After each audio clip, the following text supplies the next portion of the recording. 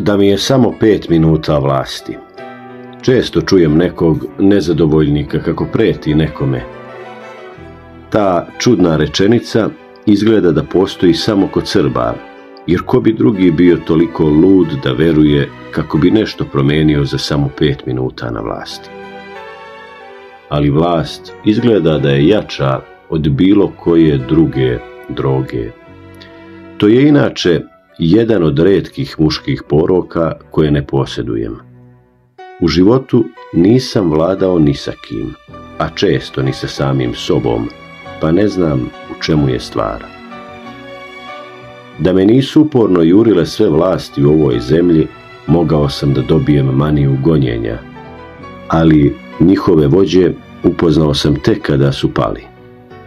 Odjedanput pretvarali se u divne obične ljude kojima je nanesena velika nepravda i bili su po njihovim rečima gotovo srećni što najzad imaju dovoljno vremena da se druže sa nama, običnima, koje su do juče proganjali. Nemoj nikad da sediš u prvom redu, sine. Savjetovala je baba jednog mog prijatelja kada se ovaj svečano oblačio za nekakvu akademiju. I zaista, za posljednjih 10-15 godina na modnim revijama u hotelu Hyatt, gdje sam obično sedeo u 2., 3. redu, najmanje 10 puta promenile su se zvanice iz 1. reda. Što je najgore ili najbolje, svejedno. Što vreme više prolazi, sve brže se mijenjaju na vrtešci vlasti.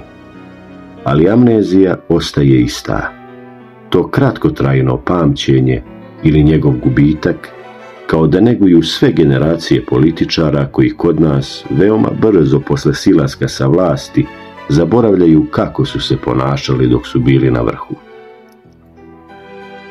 Pretpostavljam kako se osjeća neko kome iznenada umuknu telefoni, a na sto prestanu da stižu besplatne karte za pozorišne premijere i koncerte, pozivnice za otvaranje izložbi ili sajmova, a umjesto njih počnu da dolaze kazne za pogrešno parkiranje, o čemu nikada nisu ni mislili. Njihovi vozači i telohranitelji ostavljali su kola gdje bi im padalo na pamet. Što je najgore, zaboravili su koliko šta košta u restoranima i da li se uopšte bilo šta plaća, jer je sve unapred bilo plaćeno.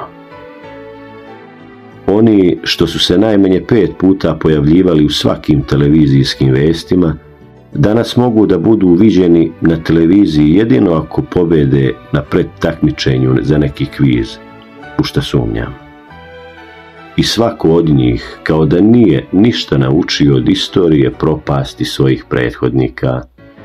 Čini se da nema nikoga ko ne vjeruje da će večno trajati. Kada je u 19. veku Omer Paša Latas posekao bosanske begove koji su se bili osilili, naredi da čuvenog bega Rizvan Begovića iz Stoca, dugogodišnjeg gospodara života i smrti, provedu na magarcu kroz čitavu Hercegovinu.